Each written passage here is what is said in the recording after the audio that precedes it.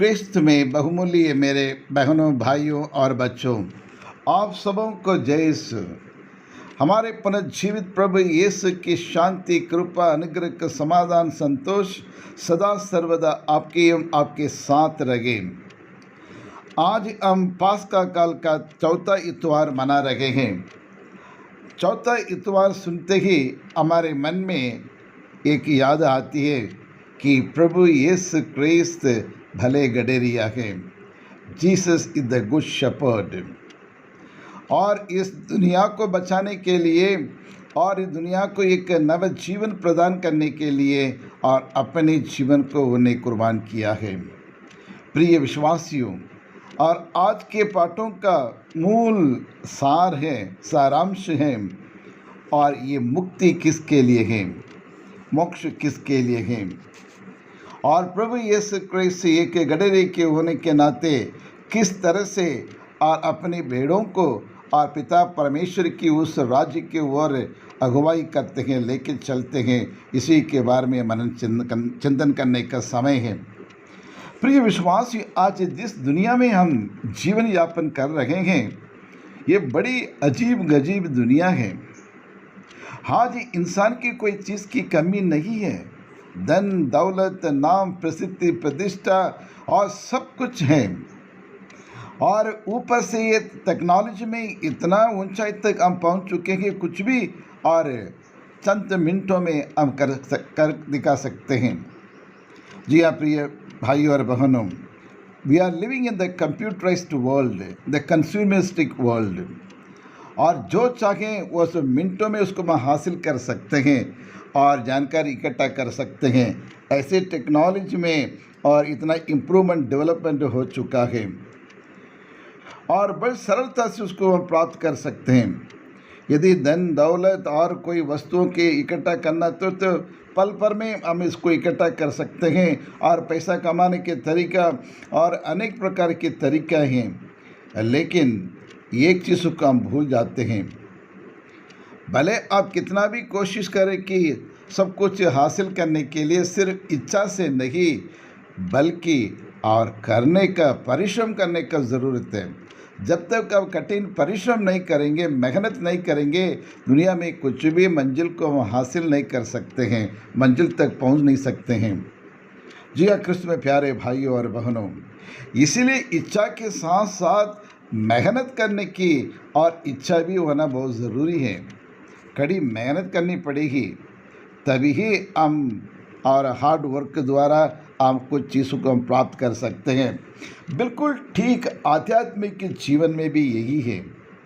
आध्यात्मिक जीवन में आगे बढ़ने के लिए या ईश्वरीय वरदान को प्राप्त करने के लिए या इस अनुभव को प्राप्त करने के लिए सिर्फ सोचने से मात्र नहीं या आशा करने से मात्र नहीं, लेकिन उसके लिए भी काम करना पड़ेगा, उसके लिए भी मेहनत करनी पड़ेगी। तभी ही हम और इस अनुभव को हम प्राप्त कर सकते हैं, ये मुक्ति प्राप्त कर सकते हैं। मुक्ति प्राप्त करना उतना आसान नहीं है। कई कठिन रास्ते से, राहों से गुजरना पड़ता है, जो प्रभु यीशु स्वयं ही और इस संसार को मुक्ति दिलाने के लिए, आपको और मुझको, सारी मानव जाति को मुक्ति दिलाने के लिए क्रूस का मार्ग को अपनाना पड़ा। इतने कठिन परिश्रम करने के बाद अंतिम में कलवारी पहाड़ पर पहुंचकर वहां जाकर सबसे बड़ा एक बलिदान, सर्वश्रेष्ठ बलिदान, अपने जीवन को, अपने प्राण को निछावर करते हुए आपको और मुझको मुक्ति दिलाई। तो उसी प्रकार हमें भी कई रास्ते आएंगे, क्रूस के रास्ते आएंगे, उन रास्तों से गुजरते हुए और हमें आगे बढ़ना चाहिए। जी हाँ कृष्ण में प्यारे भाई और बहनों, लेकिन हम में से कई लोग क्या सोचते हैं, और मोक्ष प्राप्त करना, स्वर्ग राज्य में प्राप्त करना बड़ी आसान बात है, क्योंकि हम ईसाई हैं, पिता पुत्र पवित्र नाम पिता पुत्र पवित्र आत्मा के नाम पर मैं उन्हें बपतिस्मा कर चुका हूँ। मैं कलीसिया का सदस्य बन चुका हूँ। रोज़ संडे मिसा में जाता हूँ और मैं सब्सक्रिप्शन में देता हूँ और मोमबत्ती जलाता हूँ नवीना में, और मैं भाग लेता हूँ और माँ मरियम की आदर करता हूँ, सम्मान करता हूँ और कैटेकिज्म क्लास में पढ़ता हूँ, ये पढ़ाता हूँ। और इसके अलावा तीर्थ यात्रा में मैं जाता हूँ, वहाँ जाके मोमबत्ती चढ़ाता हूँ, पैसा चढ़ाता हूँ, भेंट चढ़ाता हूँ। और इसके साथ साथ और ये भी सोचने लगते हैं कि मैंने बपतिस्मा ग्रहण कर चुका हूँ और ये अनेक प्रकार के संस्कार को मैंने कलीसिया के संस्कार को मैं प्राप्त कर चुका हूँ, इसलिए और मेरे लिए ये मुक्ति मिलना पक्का है करके हम इस प्रकार के इरादा के साथ हम जीते हैं। लेकिन बिल्कुल गलत है प्रिय विश्वासियों, ये गलत है। और इतना करने से मात्र हमको और मोक्ष प्राप्त नहीं होगा, ये बात को अच्छी तरह से हमें समझना पड़ेगा प्रिय विश्वासियों। कई लोग ये सोचने लगे इसलिए हम तो ईसाई हैं, ईश्वर के पुत्र, पिता परमेश्वर के पुत्र पुत्रियां बन चुका हूँ, प्रभु यीशु के भाई बहन बन चुका हूँ, परम प्रसाद ग्रहण करता हूँ और इसलिए मुझे और कन्फेशन करने की ज़रूरत नहीं, मेल मिलाप करने की ज़रूरत नहीं, क्षमा करने की ज़रूरत नहीं, तपस्या करने की ज़रूरत नहीं, रोज़ बाइबल का वचन पढ़ने की ज़रूरत नहीं करके हम इसको इन सब बातों को इनकार कर देते हैं या पर नज़रअंदाज कर देते हैं। लेकिन बिल्कुल गलत है क्रिस्त में प्यारे भाइयों और बहनों। यहूदी लोग, फरीसी लोग भी, धर्म गुरु लोग भी यही किया, जैसे आप सोच रहे हैं, जैसे मैं सोच रहा हूँ, वैसे वो लोग भी यही सोच रहे थे। और इसलिए वो लोग, ये फरीसी सदस्य लोग नियम कानून बस उसी के आड़ में सब कुछ उल्टा फुल्टा करते आए और लोगों को परेशान करते हैं, लोगों के ऊपर इतना बोझ डालते गए। लेकिन और उस मुक्ति को प्राप्त करने के लिए क्या करना चाहिए करके उसके बारे में उनको ध्यान नहीं देते थे। और इसलिए आज ईश्वर आपसे और मुझसे कहते हैं, मुक्ति प्राप्त करने के लिए हर एक व्यक्ति अपना अपना क्रूस उठाकर चलना पड़ता है। जब तक आप अपने क्रूस को उठाकर नहीं ले चलते हैं, तब तक आप अपने मंजिल तक नहीं पहुंच सकते हैं, क्योंकि क्रिस्त धर्म उतना आसान धर्म नहीं है।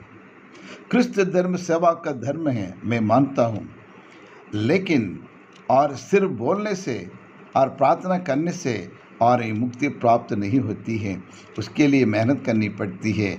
ईश्वर के वचन के अनुसार जीवन यापन करना पड़ता है। प्रभु यीशु के लिए हर पल हमें गवाही देना पड़ता है और प्रभु यीशु के बताए हुए मार्ग पर चलना पड़ता है। ये दुनिया के राहों को छोड़कर ईश्वर राज्य की ओर चलने वाले उस मार्ग पर हमें चलना पड़ेगा। इसलिए प्रभु यीशु कृष्ण ने कहा, मार्ग सत्य जीवन मैं हूँ करके उन्हें कहा, मेरे सिवा कोई ईश्वर के पास नहीं पहुंच सकते। यानी जो दुख तकलीफ परेशानी मैंने उठाई, और उसी प्रकार आपको भी इन तमाम क्रूसों को उठाना पड़ेगा, दैनिक के जीवन में, पारिवारिक के जीवन में, एवं अपने व्यक्तिगत जीवन के द्वारा। जी हाँ कृष्ण में प्यारे भाइयों और बहनों, और इसलिए आज हम ये देखते हैं, और ये मुक्ति किसके लिए, मोक्ष किसके लिए, ये ना सिर्फ प्रिय विश्वासी, एक बात को मैं याद रखें, जो गुलामी बन चुके हैं और उनके छुटकारे की बहुत ज़रूरत होती है। जिस प्रकार प्रभु यीशु पिता परमेश्वर ने और मिस्र देश से इस्राएल लोगों को बचा कर लेके आए और उनके जीवन में जो कुछ आवश्यकता है सब कुछ उन्हें प्रदान किया, और हमेशा एक साथी के रूप में उनके जहाँ भी वो जाते थे उनके संग वो जाते थे, उनकी उपस्थिति हमेशा उनके साथ रहती थी, उनका समूह और उन लोगों के आगे आगे चलता था और ईश्वर ने ख्याल रखे थे, और इसी तरह से उन्हें गुलाम के जीवन से उन्हें छुटकारा दिलाया, एक आज़ाद एक जीवन उन्हें प्रदान किया है। जी हाँ क्रिस्त में प्यारे भाइयों और बहनों, उसी प्रकार आप और मैं, हम भी कई चीज़ों के गुलाम बन चुके हैं। बुरी आदतों को, बुरे व्यवहारों को और बुरे क्रियाओं के हम गुलाम बन चुके हैं, लेकिन उनमें से हमें छुटकारा पाना बहुत ज़रूरी है। और उसके लिए एकमात्र व्यक्ति है हमारे भले गडेरिया। यदि हम उनकी आवाज़ को सुने और यदि उनकी आवाज़ को पहचाने, फिर निश्चित रूप से आपका मार्गदर्शन करने का सही तरीका और वही प्रभु हमें बताएंगे, क्योंकि हमारा ईश्वर भला गडेरिया है। वो हमें गलत रास्ते पर नहीं ले चलेगा, वो हमें कभी हमें गलत सलाह नहीं देंगे। लेकिन उनकी आवाज़ को क्या हम पहचानते हैं? रोज़ प्रभु उस भले गडेरे की आवाज़ हमारे दिल में गूंजती रहती है, लेकिन दुनिया की आवाज़ में से हम परख नहीं पाते हैं, आइडेंटिफाई नहीं कर पाते हैं वो आवाज़ को।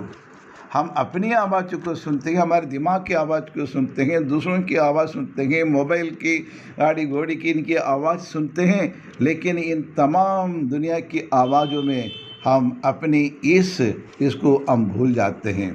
जी हाँ क्रिस्त में प्यारे भाई और बहनों, आज प्रभु यीशु क्रिस्त यही चाहता है। जी हाँ प्रिय विश्वासियों, ईश्वर चाहता है हम में से हर एक व्यक्ति और उस मुक्ति को प्राप्त करे।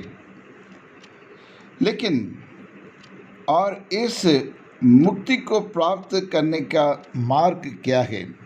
What are the ways to attain the redemption? प्रिय विश्वासियों, सबसे पहले इसके लिए चाहिए खुले मन होना चाहिए, ओपन माइंडेडनेस और the broad mind we need to have.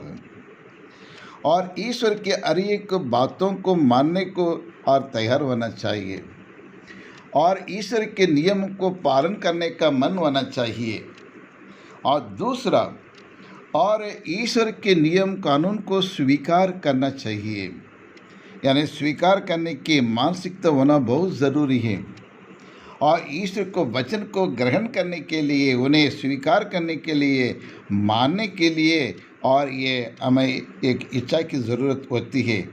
और तीसरा, ओबीडियंस, हम ईश्वर के आज्ञाकारी बनना बहुत ज़रूरी है। और चौथा, ईश्वर के वचन और में विश्वास करना बहुत ज़रूरी है। जब तक हम उसमें विश्वास नहीं करेंगे, फिर बाकी ये तीनों तरीके का कोई मतलब नहीं है। ईश्वर पर विश्वास करना, पुत्र परमेश्वर पर विश्वास करना, और ईश्वर के वचन पर विश्वास करना बहुत ज़रूरी है। जी हाँ क्रिस्त में प्यारे भाइयों और बहनों, और ये फरीसी लोग, सदूसी लोग, पढ़े लिखे लोग, ये पंडित, धर्म के पंडित लोग, उनके विश्वास कम है, और के नियम कानून अच्छी तरह से जानते थे। सिर्फ उनके set of loss, rules and regulations में ज़्यादा वो लोग निर्भर करते थे, लेकिन ईश्वर पर उनका विश्वास बहुत कमज़ोर था। जी हाँ क्रिस्त में प्यारे भाइयों और बहनों, ये मुक्ति सिर्फ नियम कानून, रूल्स एंड रेगुलेशंस और इसको रीति रिवाज को पालन करने से हमें मुक्ति प्राप्त नहीं होगी, ये पक्का है। हर संडे को मैं मिसा में जाता हूँ, रोज़ मिसा में जाता हूँ, प्रार्थना करता हूँ और बाइबल पढ़ता हूँ, रोसरी बोलता हूँ। इसके द्वारा ही हम मुक्ति प्राप्त नहीं कर पा सकते हैं। इसके अलावा और भी चाहिए, नियम कानून के अलावा ईश्वर पर पूर्ण विश्वास होना चाहिए। मेरे परमेश्वर, मेरे प्रभु यीशु ने मेरे लिए संसार में जन्मे, मेरे लिए जिए, मेरे लिए मरे, मेरे लिए दुखों का सामना किया, मेरे लिए क्रूस पर अपना खून बहाया, मेरे लिए मरे, मेरे लिए जी उठे, और मेरे बीच में, हमारे बीच में आज निवास करता है। वही मेरा मुक्तिदाता है, वही मेरा छुटकारा देने वाला परमेश्वर करके मैं विश्वास करेंगे, तब हमें ये मुक्ति प्राप्त होगी। प्रिय विश्वासियों, इन बातों पर गौर से और ध्यान दीजिए प्रिय विश्वासियों। और इसके अलावा, लेकिन इस मुक्ति को प्राप्त करने के लिए हमें बहुत मेहनत करनी पड़ेगी, और तभी उसको हम प्राप्त कर सकते हैं। लेकिन आप एक सवाल मुझे पूछ सकते हैं कि लेकिन ये मुक्ति, कौन मुक्ति देता है? कौन? हमारे प्रभु यीशु के सिवा और कोई नहीं है।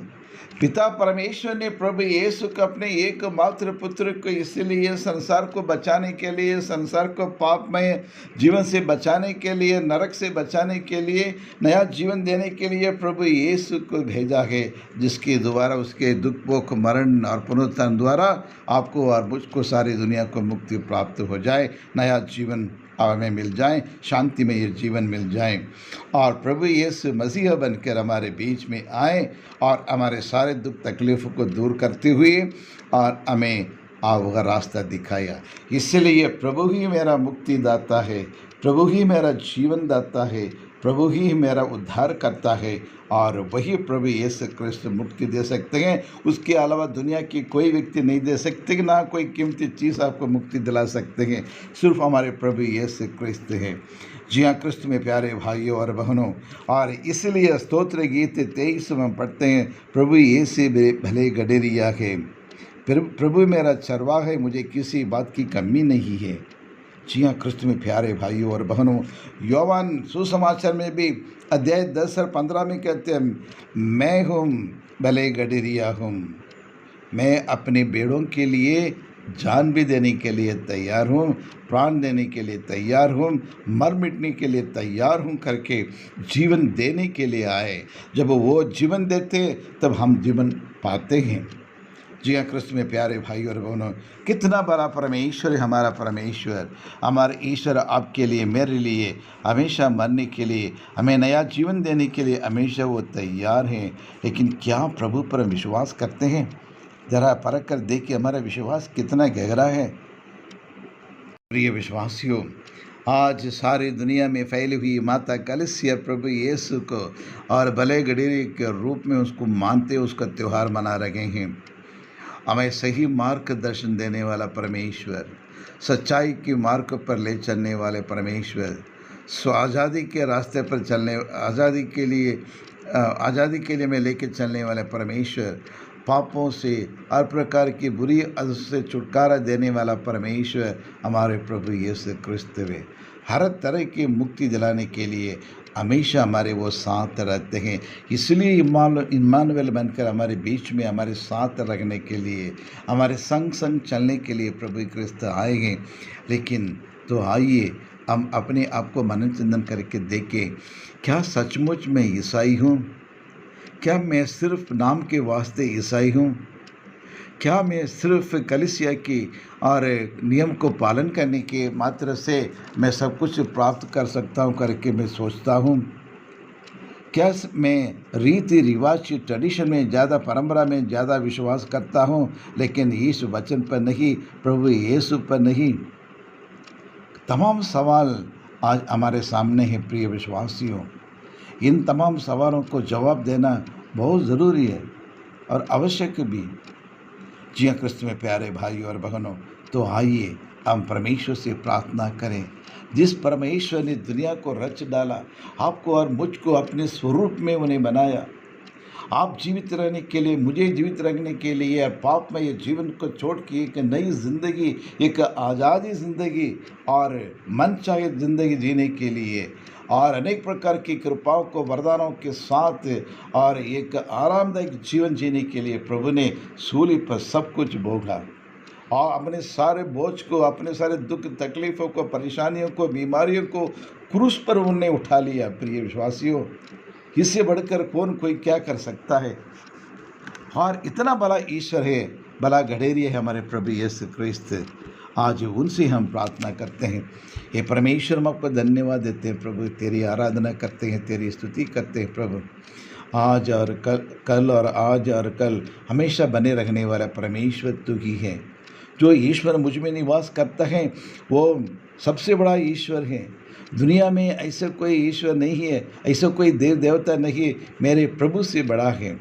कि मेरा प्रभु सृष्टि करता है, सत्य पृथ्वी के परमेश्वर है, शाश्वत परमेश्वर, अति परामर्श दाता है वो, ये शांति का दूध है वो, आज शांति का राजकुमार है। इस दुनिया का पापों को मिटाने के लिए प्रभु ने सूली पर अपना प्राण देकर हमारे पापों को, श्रापों को, कुकर्मों को उन्हें मिटा दिए हैं। पाप के कलंक जरा से भी टिकने नहीं दिया और अपने पवित्र लहू से उन्हें सारे दागों को उन्हें धो डाला। आपके हृदय को और आत्मा को उन्हें पवित्र कर दिया, शुद्ध कर दिया है, ताकि हम निर्दोष जीवन जिए। एक अच्छे और जीवन जीने के लिए प्रभु ने सब कुछ क्रूस पर कर डाला है। जी हाँ, हे प्रभु परमेश्वर, आपने इतने बड़े कार्य मेरे लिए किए, इसलिए मैं आपको तहे दिल से मैं आपको धन्यवाद देता हूँ। आज मैं अपने लिए, अपने परिवार के लिए, अपने समाज के लिए, हमारे देश के लिए और इसकी तरक्की के लिए, उन्नति विकास के लिए, शांति बनाए रखने के लिए मैं प्रार्थना करता हूँ, क्योंकि आप भला गडेरिया है। आप हमारे आवाज़ को अच्छी तरह से सुनते हो। विशेष करके जिन लोग आपसे दूर चले गए हैं, आप पर विश्वास करना छोड़ दिया है, और उन तमाम गैर क्रिश्चियन के लिए भी उनकी विश्वास बढ़ाने के लिए भी प्रार्थना करता हूँ। प्रभु उन पर भी करुणा दिखाए, दया करे, और उनके पापों की क्षमा करते हुए और इस भेंटशाला में उन्हें भी लेके आइए। प्रभु हम आपको धन्यवाद देते हैं, क्योंकि हर दिन हम आपके वचन को, जो आपके जीवंत रोटी को हम ग्रहण करते हैं, उस वचन के अनुसार जीवन यापन करने के लिए प्रभु हमें शक्ति दे, अपनी सामर्थ्य में हमें दे। हे पुनर्जीवित प्रभु यीशु क्रिस्त, आपकी पुनर्जीवित आत्मा हम में, हमारे परिवार में, हमारे देश में और कार्यरत करने के लिए हमें मदद करे, हमारी सहायता करे। प्रभु साथ साथ हमारे परिवार में, समाज में और देश में जो नाना प्रकार की बीमारियों से पीड़ित है, प्रभु अनेक प्रकार के टेंशन से गुजर रहे हैं और वेदना सहन कर रहे हैं और दुख तकलीफ़ उठा रहे हैं, उनके साथ दे प्रभु। आप उनको बोझ को कम कर दो, क्योंकि थके मांदे बोझ से दबे हुए लोग तुम सबके सब मेरे पास आओ करके आपने कहा, क्योंकि आराम देने वाला, शांति देने वाला और सांत्वना देने वाला परमेश्वर आप ही है। आप ही और इस सच्चाई की और जानने वाला परमेश्वर, हमारी मदद करने वाला परमेश्वर, इसलिए कोटि कोटि धन्यवाद देते हैं। सदा सर्वदा हमारे साथ, हमारे परिवार के साथ रहें, इस दुनिया में शांति बनाए रखें। यही प्रार्थना हम करते हैं हमारे प्रभु यीशु क्रिस्त के द्वारा। आमीन आमीन।